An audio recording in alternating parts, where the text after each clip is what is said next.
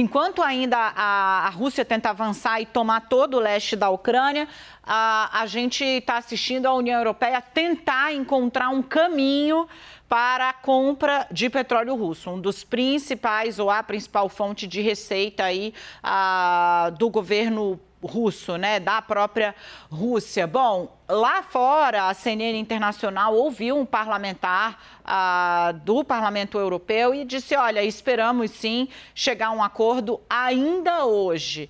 O Lorival Santana está de volta! Muito bem! Tava com saudade, Lorival, senti muito sua falta aqui. Teve, de novo, infelizmente, ataque, tiroteio em massa nos Estados Unidos. Foram dias de cobertura difícil e intensa.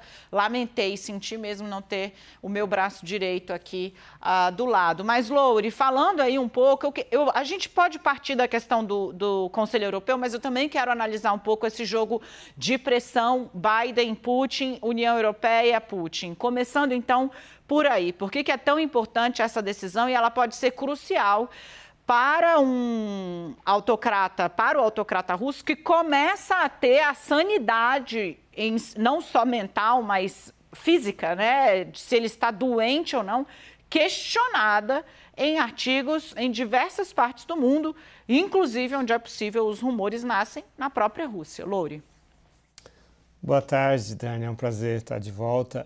De fato, até o Sergei Lavrov, que é o chanceler russo, né, teve de desmentir, ou seja, já atingiu um decibel bastante alto todo esse ruído com relação à saúde do Vladimir Putin, especulações com relação a todo aquele isolamento dele durante a pandemia, que poderia ser mais do que uma simples paranoia, mas a gente não tem nenhuma informação realmente confirmada de uma eventual doença do Vladimir Putin. Estamos vendo aí a reunião do Conselho Europeu, porque o que havia era um consenso com relação ao seguinte: aquele petróleo russo que é entregue por cargueiro, por navio, entraria em sanção imediatamente, porque é mais fácil substituir. Agora, aquele petróleo entregue por oleoduto, que é o caso da Hungria, da República Tcheca e da Eslováquia, esse petróleo, então, poderia ficar sendo comprado mais tempo da Rússia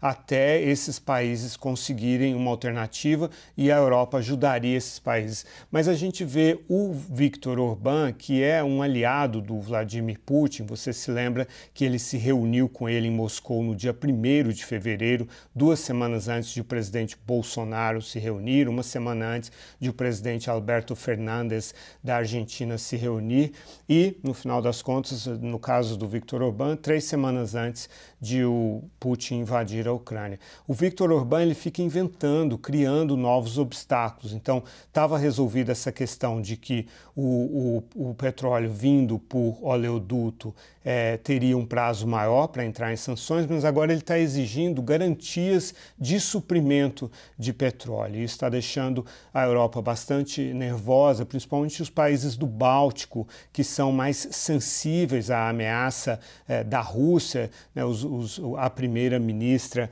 da Estônia, o primeiro-ministro da Letônia, dizendo, poxa, nós estamos falando só sobre dinheiro, enquanto que os ucranianos estão sacrificando as vidas deles. Então há bastante discordância com relação ao Viktor Orbán, que sempre é essa pessoa, esse líder que acaba tendo posições bastante diferentes dentro da União Europeia. Mas outras coisas eles já concordaram. Colocaram o maior banco da Rússia, o Sberbank, nas sanções do SWIFT, ou seja, interromper a ligação dele com esse sistema de mensagens, também banir as emissoras de televisão russas da Europa e ampliar a lista de russos que tenham ativos congelados e também estão perto de aprovar 9 bilhões de euros para o governo ucraniano poder girar, pagar os seus salários nos próximos 2 meses, Daniela.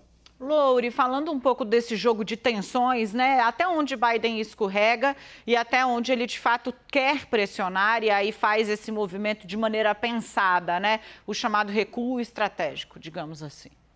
Bem, falando em termos gerais, os Estados Unidos perceberam que a guerra na Ucrânia, depois de ela começar, essa não era a percepção inicial, mas, digamos, nas últimas semanas, os Estados Unidos perceberam que essa guerra é, sim, uma oportunidade para reduzir a força estratégica e militar da Rússia.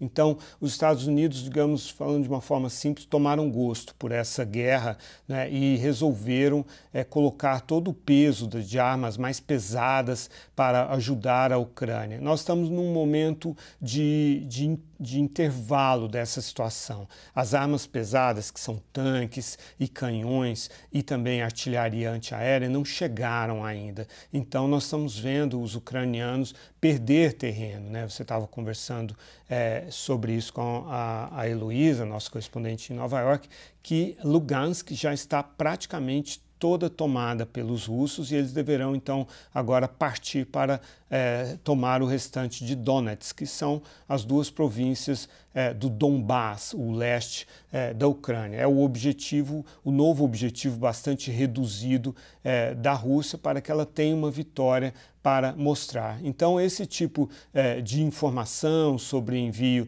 de armas que pudessem alcançar o território russo serve para desestabilizar, criar ainda mais nervosismo dentro do Kremlin. A gente tem informação de jornalistas que têm acesso ao Kremlin, ao FSB, que é o Serviço Secreto Russo, ao GRU, que é o Serviço Secreto Militar Russo, de que está havendo muita tensão, muita discordância sobre a conduta do Putin. Então esse que é o objetivo. Os Estados Unidos não têm o objetivo de atacar o território russo, Daniela.